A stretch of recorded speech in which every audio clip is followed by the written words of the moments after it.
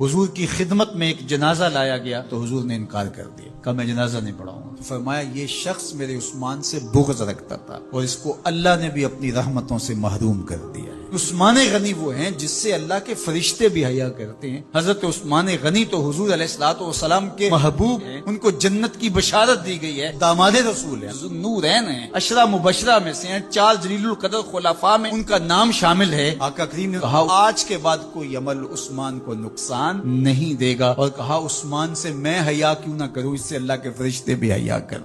تو حضرت عثمان غنی رضی اللہ تعالیٰ عنہ حق کی راہوں کے مسافر، جنہیں حضور کی زبان سے شہید کہا گیا، حضرت عثمان غنی رضی اللہ تعالیٰ عنہ کا یہ کارنامہ تھا کہ آپ نے اپنی جان پیش کر کے امت کو فتنوں سے محفوظ کر لیا۔ ہم آپ کی عظمت کو سلام پیش کرتے ہیں۔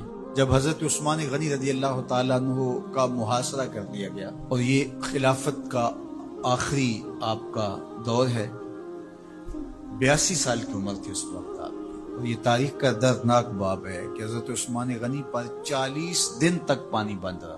وہ ایک منصوبہ تھا، 3 لوگ 3 مختلف شہروں سے چلے، مصر سے، کوفے سے اور بصرے سے، 1,000 آدمی لے کر، اور مدینہ المنورہ میں پہنچ کر کے حضرت علی المرتضیٰ سے ملے، ام المومنین سیدہ عائشہ سے ملے، کبار اصحاب سے ملے۔ تو جو انہوں نے کہا تو انہوں نے ان کو کہا کہ نہیں ایسی کوئی بات نہیں، فہمائش کر کے واپس بھیج دیا۔ حضرت عثمان غنی رضی اللہ تعالیٰ عنہ پر اقربا پروری کا الزام عائد کیا تھا، تو انہوں نے کہا کہ کوئی ایسی بات نہیں ہے۔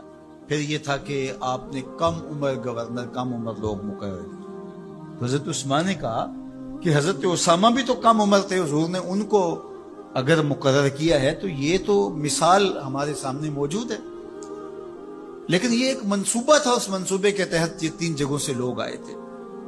وہ 3 دن کی مسافت کے بعد پھر تینوں واپس آ گئے، تو یہ ایک سوالیہ نشان ہے کہ تینوں کیوں واپس آ گئے، کوئی ایک تو نہ آتا نا۔ تو یہ سب طے شدہ منصوبہ تھا، اور پھر انہوں نے مدینہ المنورہ کو گھیر لیا، اور جس طرح سے بلوائیوں نے حالات پیدا کر دیے، سید علی المرتضیٰ رضی اللہ تعالیٰ عنہ تو شہر مدینہ سے باہر تشریف لے گئے تھے، اور اپنے بیٹوں امام حسن اور امام حسین رضی اللہ تعالیٰ عنہ کو حضرت عثمان غنی کے دروازے پر مقرر کیا تھا کہ ان کو ضرر نہ پہنچنے دینا۔ اب 700 صحابہ اجازت طلب کر رہے ہیں کہ آپ ان بلوائیوں سے نپٹنے کا میں جو ہے وہ اجازت نامہ مرحمت کریں، اور بہت سارے لوگ تو حج پہ جا چکے، یہ 18 ذی الحج کا واقعہ ہے جب آپ کی شہادت ہوتی ہے، تو وہ حج پہ جا چکے ہیں، تو جو یہاں موجود ہیں وہ اجازت طلب کر رہے ہیں۔ لیکن حضرت عثمان غنی رضی اللہ تعالیٰ عنہ نے کہا کہ نہیں، میں ایسی اجازت نہیں دوں گا، رسول اللہ صلی اللہ علیہ وسلم کا حرم شہر مدینہ لوگوں کے خون سے لالازار ہو، یہ میں اس کو گوارا نہیں کرتا۔ افواج موجود ہیں، اور دنیا کی تاریخ میں آپ کو ایسا نہیں ملے گا کہ اتنی بڑی حکومت کسی کے پاس ہو اور وہ خود گھیر لیا جائے، اس کا پانی بھی بند ہو جائے، اور وہ حکم دے کہ نہیں میرے لیے آپ ایک قطرہ بھی خون نہیں بہائیں گے۔ بلکہ آپ کے غلاموں نے جب تلواریں اٹھا لی تو آپ نے فرمایا کہ میرا حکم ہے کہ تم تلواریں نیچے رکھو، بلکہ میں تمہیں یہ آفر دیتا ہوں کہ جو غلام لڑے گا نہیں اور یہ میرے سے عہد کرتا ہے وہ آزاد ہے۔ حضرت ابو ہریرہ رضی اللہ تعالیٰ عنہ، حالانکہ یہ پڑھنے پڑھانے والے لوگ تھے، تعلیم و تعلم سے ان کا تعلق تھا، لیکن وہ بھی تلوار لے کے حضرت عثمان غنی کے دفاع میں آگے، لیکن حضرت ابو ہریرہ رضی اللہ تعالیٰ عنہ کو بھی حضرت عثمان غنی روک دیتے۔ مالک بن اشتر کہنے لگا کہ ہم آپ کی دستبرداری کے خواہاں ہیں، آپ خلافت سے دستبرداری اختیار کر لیجیے۔ تو حضور علیہ الصلوۃ والسلام کے اس جانثار صحابی نے حضرت عثمان غنی نے فرمایا یہ نہیں ہو سکتا۔ دستبردار کیوں نہیں ہوئے؟ لگتا تھا یہ سب سے زیادہ آسان تھا، لیکن حضور نے ارشاد فرمایا تھا اے عثمان، تمہیں اللہ ایک قمیض پہنائے گا، لوگ اس کو اتارنا چاہیں گے، تم کبھی نہ اتارنا۔ تو اس سے مراد خلافت کی قمیض ہے، اور ان کی شہادت کی خبر بھی اللہ کے محبوب علیہ السلام نے دی تھی، اور اگر آپ دستبردار ہو جاتے تو یہ ایک کھلونا بن جاتا، بازیچہ بن جاتی خلافت، چند آدمیوں کے پریشر سے خلافت سے دستبرداری کرنا پڑتی۔ اچھا، ایک یہ سوال بھی پیدا ہوتا ہے، چند باغی تھے، ان کو کس طرح کچل دیا جاتا لیکن حضرت عثمان غنی یہ نہیں چاہتے تھے. ایک تو یہ کہ مدینے کی حرمت پامال نہ ہو، اور دوسرا پورے عالم اسلام کو آگ لگانے کا جو منصوبہ تھا، 3 مختلف شہروں سے 1,000 آدمی لایا گیا ایک منصوبے کے تحت، اور انہیں لاشیں چاہیے تھیں، اور جو ان کے پیچھے کام کر رہے تھے نادیدہ ہاتھ، ان کا منصوبہ یہ تھا کہ یہاں سے مختلف سمتوں میں، یہ تینوں شہر مختلف سمتوں میں تھے، تینوں سمتوں میں جب لاشیں جائیں گی تو پورے عالم اسلام کو ہم جو ہے وہ خانہ جنگی کی آگ میں دھکیل سکیں گے. تو حضرت عثمان غنی ان سازشوں سے آگاہ تھے، تو سب سے اہون اور آسان یہ تھا کہ قربانی پیش کر دی جائے، اور پھر انہوں نے سن بھی رکھا تھا کہ 2 شہید ہیں، شہید تو انہوں نے بہرحال ہونا ہے، تو لہٰذا میں خلافت سے دستبردار بھی نہیں ہوں گا اور شہر مدینہ کی حرمت بھی پامال نہیں ہونے دوں گا. اور تیسری بات یہ ہے کہ میں خود مظلوم شہید کر دیا جاؤں. تو وہ آپ نے یہ گوارا کر دیا.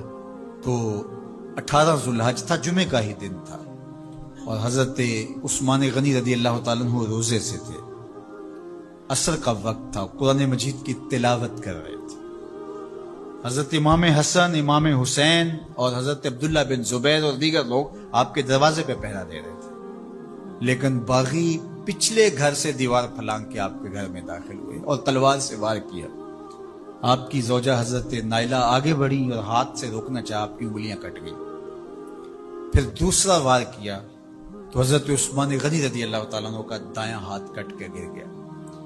حضرت عثمان غنی رضی اللہ تعالیٰ عنہ نے افسوس کیا اور کہا کہ تم نے وہ ہاتھ کاٹ دیا جس سے میں وحی کی کتابت کیا کرتا تھا. پھر اس کے بعد آپ پر 9 وار کیے گئے اور آپ کو شہید کر دیا گیا، اور آپ کا خون قرآن مجید پڑھتے ہوئے اس آیت پہ گرا، فَسَيَكْفِيكَهُمُ اللَّهُ وَهُوَ السَّمِيعُ الْعَلِيمُ. تو حضرت عثمان غنی رضی اللہ تعالیٰ عنہ مظلوم شہید کیے گئے، بھوکے اور پیاسے شہید کیے گئے، ظلمن شہید کیے گئے. حضرت عبداللہ بن عمر رضی اللہ تعالیٰ عنہ فرماتے ہیں کہ حضور فتنوں کا ذکر کر رہے تھے کہ فتنے ہوں گے، بہت بڑے فتنے ہوں گے. تو ایک شخص نے چادر اوڑھی ہوئی تھی اور وہ مجلس واعظ کے قریب سے گزرا جہاں حضور کچھ ارشاد فرما رہے تھے. تو آقا کریم نے اشارہ کر کے کہا اس دن یہ شخص حق پہ ہوگا. عبداللہ بن عمر کہتے ہیں کہ میں اٹھا اور جا کے دیکھا تو وہ حضرت عثمان تھے. تو میں نے حضرت عثمان کے چہرے کو پکڑ کے تھوڑا سا حضور کی جانب کیا اور میں نے کہا حاضہ حضور، یہ اللہ کے محبوب فرمایا ہاں یہی، جب فتنے ہوں گے تو فرمایا یہ حق پہ ہوگا. تو حضرت عثمان غنی رضی اللہ تعالیٰ عنہ حق کی راہوں کے مسافر، جنہیں حضور کی زبان سے شہید کہا گیا، اور شہید کسی کا انجام ہوتا ہے. تو حضور نے فرمایا یہ شہید ہوگا. شہید وہی ہوتا ہے جو بحالت ایمان اس دنیا سے راہ خدا میں اپنی جان قربان کرے. فرمایا فَإِنَّمَا عَلَيْكَ نَبِيٌّ وَصِدِّيقٌ وَشَهِيدَانِ. اے پہاڑ رک جا، تو جانتا نہیں تیرے اوپر اللہ کا ایک نبی ہے، ایک صدیق ہے اور 2 شہید ہیں. تو حضرت عثمان غنی رضی اللہ تعالیٰ عنہ عظمتوں کے مینار، اللہ اکبر. تو یہ حضرت عثمان غنی رضی اللہ تعالیٰ عنہ کا یہ کارنامہ تھا کہ آپ نے اپنی جان پیش کر کے امت کو جو ہے وہ فتنوں سے محفوظ کر لیا اور امت کو بچا لیا. حضرت عثمان غنی رضی اللہ تعالیٰ عنہ پہ کروڑوں رحمتیں، کروڑوں سلام. ہم آپ کی عظمت کو سلام پیش کرتے ہیں، عقیدتوں کا خراج پیش کرتے ہیں. حضور کی خدمت میں ایک جنازہ لایا گیا اور حضور سے عرض کی گئی حضور اس شخص کا جنازہ پڑھا دیجئے. تو حضور نے انکار کر دیا، کہا میں جنازہ نہیں پڑھاؤں گا. تو صحابہ نے عرض کیا یا رسول اللہ، کبھی ماضی میں ایسا نہیں ہوا، جب بھی کوئی جنازہ لایا جاتا ہے تو آپ جنازہ پڑھا دیتے ہیں اور آپ نے آج انکار کر دیا. تو فرمایا یہ شخص میرے عثمان سے بغض رکھتا تھا اور اس کو اللہ نے بھی اپنی رحمتوں سے محروم کر دیا ہے. حضور نے اس شخص کا جنازہ نہیں پڑھایا جو مبغض عثمان غنی رضی اللہ تعالی عنہ. تو اب آپ اندازہ کیجئے وہ کتنا بدبخت شخص ہے جو حضرت عثمان سے بغض اور دشمنی رکھتا ہے. حضرت عثمان غنی رضی اللہ تعالی عنہ سے اللہ کے محبوب علیہ السلام نے کتنی خوبصورت ارشاد فرمائی، میں اس سے حیا کیوں نہ کروں جس سے اللہ کے فرشتے بھی حیا کرتے ہیں. یعنی عثمان غنی وہ ہیں جس سے اللہ کے فرشتے بھی حیا کرتے ہیں، اور جو عثمان غنی کا حیا نہیں کرتا اس سے بڑا بے حیا کون ہو سکتا ہے. حاکم نے مستدرک کے اندر روایت ذکر کی ہے کہ بہت سارے صحابہ حضور کی بہت ساری خوبیوں کے مظہر تھے، اور سب سے زیادہ حضور کے خلق کے مشابہ حضرت عثمان غنی رضی اللہ تعالیٰ، اور خلق میں سب سے اونچا درجہ حیا کا ہوتا ہے، تو حضرت عثمان غنی رضی اللہ تعالیٰ عنہ حیا کے اس مقام پہ فائز المرام تھے جو انہی کا مقصوم تھا۔ اللہ ہمیں حضور کے اہل بیت، حضور کے اصحاب، بلکہ حضور کے در کی مٹی کی تعظیم بھی نصیب کرے۔ اقبال نے کہا تھا خاک طیبہ از دو عالم خوش ترست، آن خنک شہرے کے آنجا دل برست۔ ہمیں تو طیبہ کی مٹی بھی اچھی لگتی ہے اس لیے کہ وہاں محبوب جو رہتے ہیں، تو محبت تو اس چیز کی متقاضی ہوتی ہے، محبوب کی راہوں کو بھی سلامی پیش کی جائے۔ تو جو حضور علیہ السلام کے ساتھ منسوب اتنی وقی نسبتیں ہیں ان کا احترام کیوں نہیں کریں گے؟ تو حضرت عثمان غنی تو داماد رسول ہیں، حضرت عثمان غنی تو نورین ہیں، حضرت عثمان غنی تو حضور علیہ الصلوۃ والسلام کے محبوب اور حضور علیہ الصلوۃ والسلام کے پیارے ہیں، ان کو جنت کی بشارت دی گئی ہے، عشرہ مبشرہ میں سے ہیں، 4 جلیل القدر خلفاء میں ان کا نام شامل ہے، اور پھر حضور کی 2 صاحبزادیاں ان کے نکاح میں آقا کریم نے ان کو شہید خود قرار دیا، اور میرے اور آپ کے آقا و مولا نے کہا آج کے بعد کوئی عمل عثمان کو نقصان نہیں دے گا، اور کہا عثمان سے میں حیا کیوں نہ کروں، اس سے اللہ کے فرشتے بھی حیا کریں۔ عید کا دن تھا، صحابہ نے قربانیاں کرنے میں پہل کر لی۔ ابھی حضور کی قربانیاں کھڑی ہیں، عید کے دن شوق ہوتا نا ہر بندے کو سب سے پہلے میں جانور ذبح کروں، تو انہوں نے قربانیاں کرنے میں پہل کر لی، یا یہ کہ یوم شک کا روزہ رکھا، شعبان المعظم کے 29 دن گزارنے کے بعد چاند دیکھا جائے، اگر چاند نظر آ گیا تو اچھی بات، نہیں تو 30 دن شعبان کے پورے کر کے رمضان کا آغاز کیا جائے۔ چاند دیکھا گیا، مطلع ابر آلود تھا، چاند نظر نہیں آیا، تو 30 دن پورے کرنے تھے اور پھر روزہ رکھنا تھا، تو بعض صحابہ نے روزہ رکھ لیا اس خیال سے کہ مطلع ابر آلود ہے، ہو سکتا ہے چاند طلوع ہوا ہو لیکن نظر نہیں آیا، چلو ہم رکھ لیتے ہیں، اور اگر چاند واقعی نظر آیا ہے تو پھر روزہ ہو جائے گا، نہیں تو نفلی روزہ تو ہوگا۔ حضور نے نہیں رکھا، کچھ صحابہ نے رکھ لیا، اللہ نے قرآن نازل کیا، اے ایمان والو اللہ اور اس کے رسول سے آگے کیوں بڑھتے؟ جب رسول اللہ نے روزہ نہیں رکھا تو تم کون ہو؟ حضور کی قربانیاں کھڑی ہیں، تم ذبح کر رہے ہو اور چاہتے ہو قربانیاں ہو جائیں گی، حکم آیا، قربانی تمہاری نہیں ہوئی لیکن چونکہ اللہ کے نام سے تم نے ذبح کیا ہے حلال ہو گئے۔ یہ جلد بازی کا گوشت ہے جو تم کھا تو سکتے ہو لیکن قربانیاں نہیں ہوئی، دوبارہ لو اور ذبح کرو اس لیے کہ تم نے رسول سے پہل کی ہے۔ یہ تمہارے روزے نہیں ہوئے اس لیے کہ تم نے رسول سے تقدم اختیار کیا۔ ایمان والو میرے نبی سے آگے نہ بڑھو۔ اب انہوں نے روزہ رکھ لیا تھا، کس لیے رکھا تھا؟ اللہ کی رضا نصیب ہو، اس لیے رکھا تھا نا۔ جلدی جلدی جانور ذبح کر لیے تھے اس لیے کہ اللہ راضی ہو جائے، حالانکہ ان کے حاشیہ خیال میں بھی نہیں تھا کہ ہم حضور سے کوئی پہل کرنے کی کوشش کر رہے ہیں۔ یہ اتفاقاً ہو گیا، شوق تھا کہ اللہ کے حضور قربانیاں پیش کر دیں اور اس میں جلدی ہو گئی، شوق تھا کہ چلو اللہ کی عبادت ہو جائے، شک کے دن کا بھی روزہ رکھ لیتے۔ حضور سے کوئی نہ مقابلہ تھا نہ حضور سے جلدی کا ذہن تھا، لیکن اللہ نے کہا اگرچہ اتفاقاً ہوا ہے لیکن ہوا تو حضور سے پہلے ہے، لہٰذا میں اس کو گوارا نہیں کرتا، یہ تمہاری عبادت ہی نہیں ہے، تمہارا گوشت جلد بازی کا گوشت ہے، کھا سکتے ہو لیکن قربانی تمہیں دوبارہ کرنا ہوگی اس لیے کہ تم نے میرے رسول سے پہلے کی۔ یہ ہے رسول اللہ کا ادب، یہ ہے رسول اللہ کی تعظیم۔ حدیبیہ کے مقام پر جب صحابہ نے پڑاؤ کیا، عثمان غنی رضی اللہ تعالیٰ عنہ سے فرمایا جاؤ تم جا کے اپنے رشتہ داروں سے کہو ہم لڑائی کے لیے نہیں آئے، ہم تو عمرے کے لیے آئے ہیں۔ تو حضرت عثمان غنی گئے تو انہوں نے کہا کہ عثمان ہم عمرہ انہیں نہیں کرنے دیں گے، لیکن اللہ کا گھر سامنے ہے، چلو تم آئے ہو تو طواف کر لو۔ حضرت عثمان غنی نے کہا عجیب لوگ ہو، حضور نہ کرے اور میں کر لوں، اللہ اکبر۔ اچھا صحابہ کے ذہن میں بھی یہ بات آئی، ان کو طواف کا وہاں موقع مل گیا ہوگا، بچھڑے ہوئے تھے، کتنا عرصہ ہو گیا تھا مکے کو چھوڑ کے آئے ہوئے۔ جب حضرت عثمان غنی واپس آئے تو کہا کہ عثمان تم بڑے خوش قسمت ہو کہ تم نے طواف کر لیا ہوگا۔ کہا تمہاری غلط فہمی ہے، میری خوش قسمتی یہ نہیں کہ میں نے طواف کیا، یہ کیسے ہو سکتا ہے؟ حضرت عثمان نے کہا میں 1 سال بھی وہاں رکتا تو طواف نہ کرتا اگر میرے رسول نے نہیں کیا۔ تو دین ہی وہ ہے جو حضور کے تتبع میں ہو، حضور کی اتباع میں ہو، حضور کے پیچھے ہو۔ حضور کے پیچھے لگ کے اللہ ملتا ہے، آگے چل کے نہیں ملتا۔ یہ صحابہ مزاج سمجھتے تھے، لا تقدموا بین یدی اللہ ورسولہ، اللہ اکبر۔ اس لیے خدا تک پہنچنے کا راستہ ہی یہی ہے، بخدا خدا کا یہی ہے در، نہیں اور کوئی مفر مکر، جو وہاں ہو یہیں آ کے ہو، جو یہاں نہیں وہ وہاں نہیں۔ وہی لا مکان کے مکی ہوئے، سر عرش تخت نشیں ہوئے، یہ نبی ہیں جس کے ہیں وہ مکان، وہ خدا ہے جس کا مکان ہے۔ تو خدا تک پہنچنے کا یہی راستہ ہے۔ آئیے کتاب رحمت سورہ الکہف اٹھائیں۔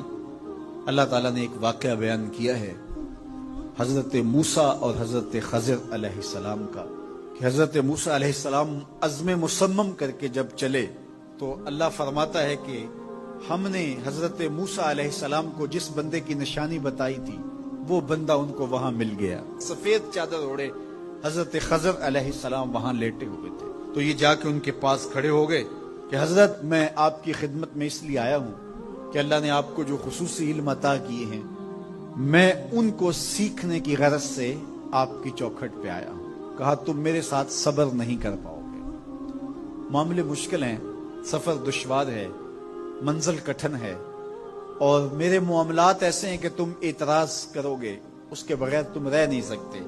حضرت موسیٰ علیہ السلام نے کہا اگر اللہ نے چاہا تو آپ دیکھیں گے میں صبر کروں گا، اور آپ کے کسی حکم کی، کسی کام کی میں نافرمانی نہیں کروں گا، کسی کام کا انکار نہیں کروں گا۔ کہا کہ اچھا شرط یہ ہے کہ جو میں کروں اس پر تم اعتراض نہیں کرو گے، سوال نہیں کرو گے، یہاں تک کہ میں خود ہی نہ بتاؤں۔ تو کہا کہ یہ شرط ٹھہری، میں کوئی بات نہیں کروں گا۔ فانطلقا، دونوں چل پڑے، دریا کے پار جانا تھا۔